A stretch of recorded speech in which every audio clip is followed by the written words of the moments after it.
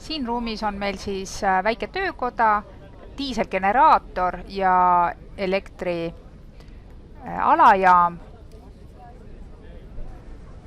Ja tulge, ma näitan teile teist ruumi ka.